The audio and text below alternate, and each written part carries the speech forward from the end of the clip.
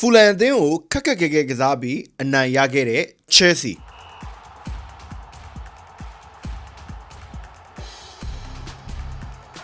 မင်္ဂလာပါဗျကိုခိုင်းစတာဖုတ်ဘောရှော့နဲ့ကြိုးတူပါရကျွန်တော်ခတ်မှာ Craven Cottage မှာမြို့ကန်ပြန်ဘက်ဖူလန်အသင်းကို Chelsea က 3-2 နဲ့ခက်ခဲကစားပြီးအနိုင်ရခဲ့တဲ့ပွဲပြီးအမြင်တချို့ကိုသုံးသက်ဆွေးနွေးမှုလုပ်သားကြပါတယ်ပွဲပြီးသုံးသက်ချက်ဆိုရင်တကယ်ပြောတဲ့အခါကျရင်နိုင်ဝက်တနိုင်နီးပါးလောက်ကြာသွားလိမ့်မယ်အဲ့ဒါကြောင့်ကျွန်တော်အနေငယ်ချုပ်ပြီးတော့ပဲဆွေးနွေးသုံးသက်ပြရသည်Chelsea နီးပြအသစ် Xabi Alonso ဖြစ်နေတာရဲ့တစ်ဖက် Fulham နီးပြအသစ်ကလည်း Abi Loa ဖြစ်နေတာရဲ့ကျွန်တော်တို့ဒီနီးပြနှစ်ယောက်ကစားသွားခဲ့တဲ့ကစားပုံအသစ် viewer ပိုင်းအသစ်ကဘာတွေလဲဆိုတာပြောစရာတွေကကုန်မှာမဟုတ်တဲ့အတွက်ကြောင့်ပါဆိုတော့အသေးစိတ်ပြောတာတက်ဆိုင်ရင်ရေဘူးကစစံနီးပြနှစ်ယောက်လုံးအတွက်ခြုံပြီးတော့ပြောချင်တာ high intensity နဲ့ efficient ဖြစ်တဲ့ hand ကိုနီးပြနှစ်ယောက်လုံးကအတွေးခေါ် idea ချင်းတော်တော်လေးတူညီသွားတဲ့ကစားသွားခဲ့တယ်ဒါပေမဲ့ပထမပိုင်းမှာအာဘီလိုက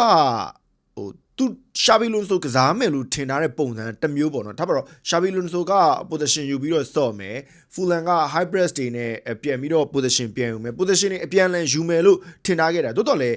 တကယ်တမ်းရှာဘီအလွန်ဆိုကဒီပွဲကိုချင်းကပ်သွားတဲ့ပုံစံကကျွန်တော်တို့ထင်ထားတဲ့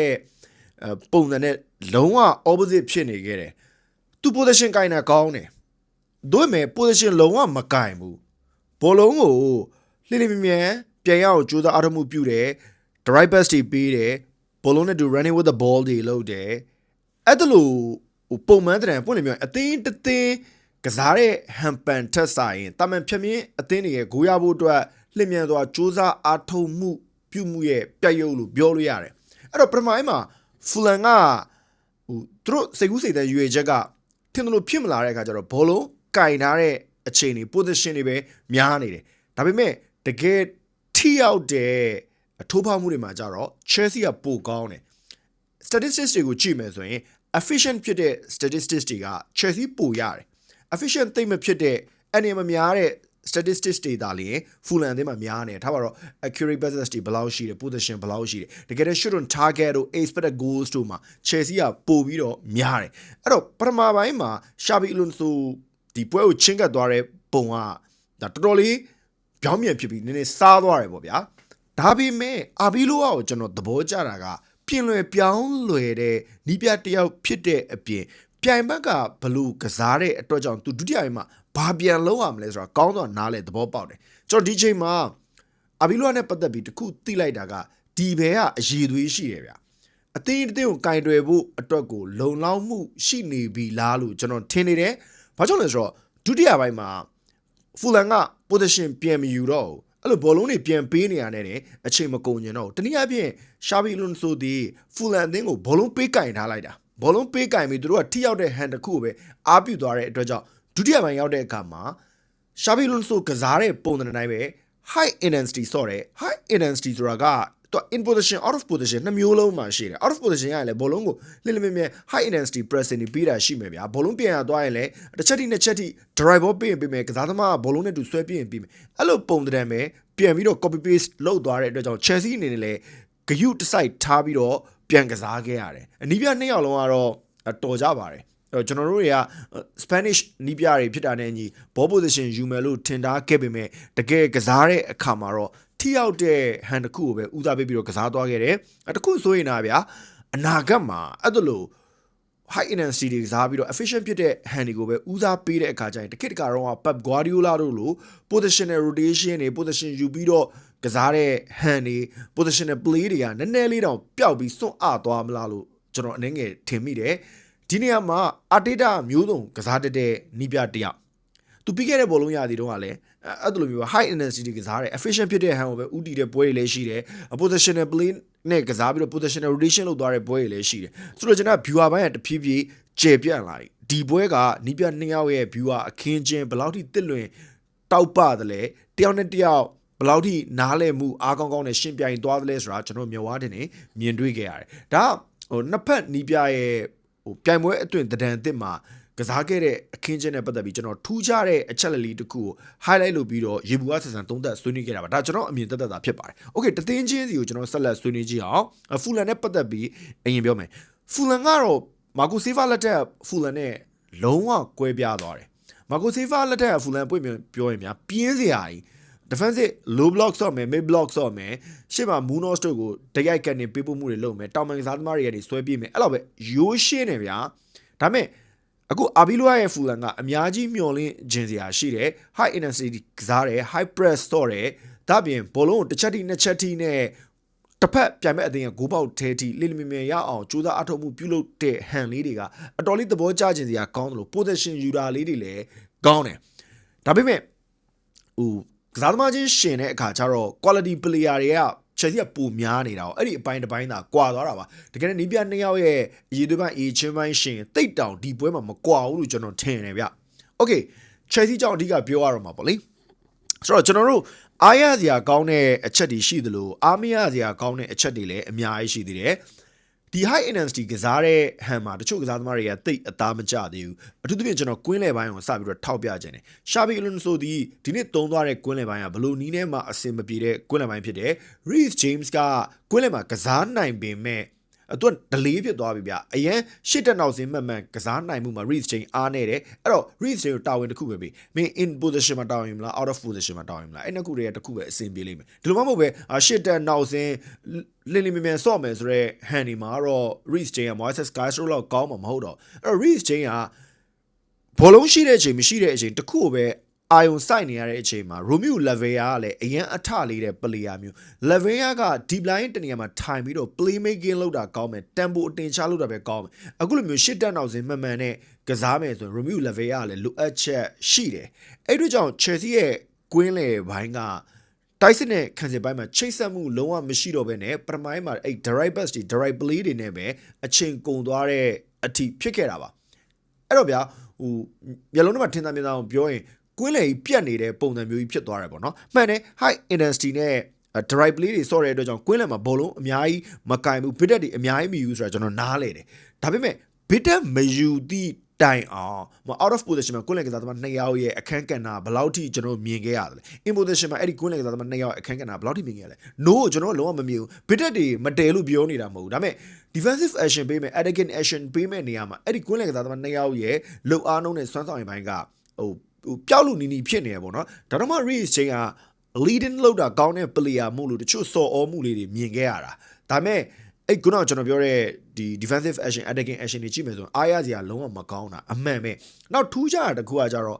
့ရှာဘီလွန်ဆိုက wing back သုံးပေမဲ့တကယ်တက Antonio Conte ရဲ့ wing back နဲ့မတူဗျအဲ့ဒီ wing back တွေကိုအရင် high play မှာကစားစီဘူးဗျဆိုလိုချင်တဲ့သဘောက Ruben Amorim ဆိုရင် Sporting Lisbon မှာအဲ့ဒီ wing back နှစ်ယောက်လုံးဝရှေ့ထိတင်ပြီးတော့ကစားတာအဲ့ဒီကစားသမားတွေကတကယ်ဝင်ကားလိုမျိုးအရင် high ဖြစ်တယ်တစ်ဖက်အသင်းရဲ့ opposition half ရှေ့စွန်းစွန်းထိ80ကန်လောက်ထိရောက်ပြီးတော့ PR ပေးပြီးဆော့တာအဲ့ဒီ wide play တွေကဒီ wing back တွေရဲ့အားကိုအဓိကယူပြီးဆော့တဲ့ style ပေါ့တိုးတော့ကျွန်တော်ဒီနေ့ရှာဘီလွန်ဆိုရဲ့ wing back နှစ်ဖက်ကိုမြင်လိုက်ရတာ attack မလုပ်ဘူးဗျသူကခံစစ်ကိုအသားပေးပြီးဆော့သွားတဲ့ပုံသဏ္ဍာန်မျိုးပါမယ်လိုဂူစတိုကဆွမ်းဆောင်ရည်မှတိတ်မကောင်းဆိုပေမဲ့ဂူစတိုဆော့ချင်တယ်လို့အရင် overlap တွေလည်းတိတ်မတက်ဘူးပေါ့နော်အဓိကမင်းတို့ခံစစ်ကိုပဲအာယုံဆိုင်နောက်မှ3 back တက်ဆိုင်အဲ့ဒီ side back 2ယောက်ကိုပါဖြစ်တွေးလိုက်မယ်ဆိုရင်ကျွန်တော်တို့5 back တောင်ပူဆန်းတယ်ဟုတ်တော့အဲ့ဒီ win back 2ယောက်တွေအဲ့လိုကစားခိုင်းနေဆိုပေမဲ့တကယ်တမ်းအဲ့ဒီ2ယောက်ရဲ့ခံစစ်ဆွမ်းဆောင်ရင်ကောင်းလားဆိုရင်လည်းမကောင်းအဲ့ဒီ win back ပုတ်စာကိုဇာဘီလို့ဆိုဘလို့အဖြေရှာမလဲတော့တစ်ချက်စဉ်းစားရမယ်ကွင်းလယ်မှာကတော့ကျွန်တော်ထင်တာဒီပွဲမှာခဏဒီလိုစမ်းသုံးတယ်ဆိုရင်ပဲနောက်ပွဲတွေကျရင် Moises Castro ပြန်ပါလာရင်အဆင်ပြေတင်တဲ့လောက်တော့ပြေသွားလိမ့်မယ်ဒီနှစ်ချက်ကတော့အနေငယ်စိုးရင်တရားကောင်းတယ်နောက်တစ်ခုကဂိုးသမား Robert Sanchez နဲ့ပတ်သက်ပြီးကျွန်တော်အနေငယ်ပြောရမယ် Sanchez ရဲ့အမားရင်းတွေဒီပွဲစဉ်မှာမကင်းဘူးဒါ Joshua King တွင်းသွားတဲ့ဂိုးဆိုရင်သူ possession ယူတာမှားနေတာဗျအဲ့တော့ Joshua King ပါနေတဲ့ player ဖြစ်တဲ့အတွက်ကြောင့်မြင်တယ်တွင်းသွားတာဒုတိယမြောက်ဂိုးကစမားတဲ့သူက Levine ကိုအဲ့ဒါကိုကျွန်တော်လက်ခံဒါပေမဲ့ Levine ကိုရဲ့အမ 80% ဆို 20% အမ Robert Sanchez မှာရှိတယ်သူရဲ့ပုတ်ထုတ်တဲ့ပုံစံကဗျာကျွန်တော်ပြောပြီးသူလည်းပုတ်ပလိုက်တာအဲ့လိုပြီးသူလည်းမဟုတ်ဘဲနဲ့တကယ်ကဘာအဆင့်ဂိုးသမားတွေ Donnarumma တို့ကြည့်လိုက်အထက်မကတဲ့အဝေးကိုရောက်သွားတဲ့ပုတ်ထုတ်မှုမျိုးတွေလုပ်နိုင်မယ်ဘာကြောင့်လဲဆိုတော့အဲ့ဒါတွေက formula ပဲဗျအဲ့လိုဂိမ်းပြန်ပြီးတော့ရှန်ထွက်လာမယ်ဆိုတာသူတို့လေ့ကျင့်ခွင့်မှာတေချာကျင့်တာတီးကိုတီးရမယ်အတိတွေ့မယ်ဖြစ်တယ်လို့အဆင်ပြေတယ်လို့ပုတ်လိုက်တဲ့အခြေအနေကဒါကြားရှင်းမောက်ရဲ့လဲတယ်လို့ဖြစ်သွားတယ်ဂွန်ဇလိုဂါစီယာဘလောက်ပါနဲ့လဲဂိုးသွင်းသွားတာအဲ့တော့ရှေ့လာမယ့်ပွဲတွေနေမှာ Robert Sanchez ကိုပဲထပ်ပြီးတော့ပွဲတော့ခွင့်ပေးမှာလားဒါမှမဟုတ် Mike Pendas ကိုပေးမှာလားဆိုတာတစ်ချက်စောင့်ကြည့်ရပါမယ်နောက်ကောင်းတဲ့အပိုင်းလေးထပ်ပြောမှာပေါ့နော်လက်ခွားကိုခေါ်လိုက်တာ100ခိုင်နှုန်းမဟုတ်110ခိုင်နှုန်းလောက်မှန်တယ်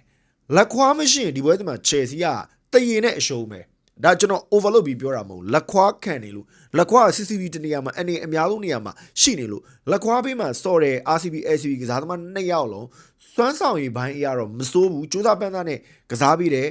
midblock တွေကစားတဲ့နေရာမှာအဆင်ပြေတယ်တခါလေးကျရင်ရှေ့ထိတက်ပြီးတော့ကျွန်တော် high press တွေပေးတယ် okay တို့မဲ့အမြင်ပေါ်